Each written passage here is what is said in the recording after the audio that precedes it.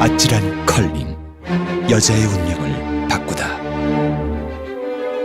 더 이상 값비싼 수입 화장품에 의존하지 않도록 운명의 마스카라, 미샤 테크니컬업 마스카라. G20 재무장관 및 중앙은행장들의 모스크바 회의에서 신흥국들이 미국과 중국의 세계 경제를 고려하여 통화 정책을 필 것과 이에 대한 보장을 요구할 것으로 보입니다. 하지만 캐나다는 신흥국들의 요구에 찬성하지 않고 미국의 현 통화 정책을 지지하는 것으로 입장을 정리했습니다. 미국 버냉키 연방준비은행 의장이 채권 매입을 통한 통화량 확대, 즉 양적 완화를 줄이고 결국 멈추겠다는 발표 즉시 세계 각국의 자금 이탈이 심해지고 은행들의 금리가 인상되는 상황을 겪은 바 있습니다. 이런 상황에서 개최되는 모스크바 G20 재무장관 및 중앙은행장 회의에서는 신흥공업국들이 미국과 중국의 양적 완화 정책에 대한 출구 정책의 청사진을 제시하고 세계경제 충격 방지책을 요구할 것으로 보입니다.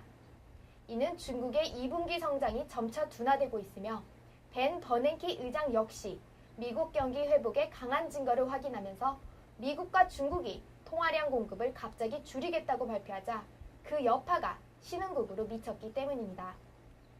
인도네시아와 브라질은 금리를 높였으며 인도 역시 루피아가 급락함에 따라 유동성 긴축을 시도했고 터키 중앙은행은 리라화 방어에 반복적으로 개입해왔습니다.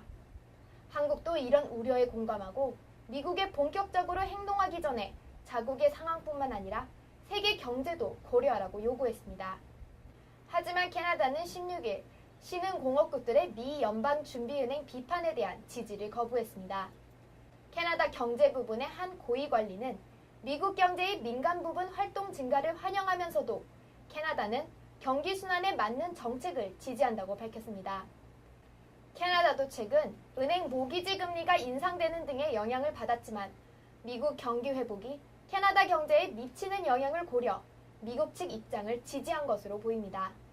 한편 이번 회의에는 미국과 중국에 대한 비판과 요구 이외에 일본의 공격적인 경기 부양이 각국의 인내심을 넘는 수준임을 경고하는 분위기가 높아지고 있습니다. EU 27개국은 문서를 통해 일본의 중단기적 재정 건실화 계획과 구조 개혁에 집중하라고 요구하면서 엔화 약세를 유도해 자국의 수출력 우위를 회복하려는 일본의 전략에 경고하고 있습니다.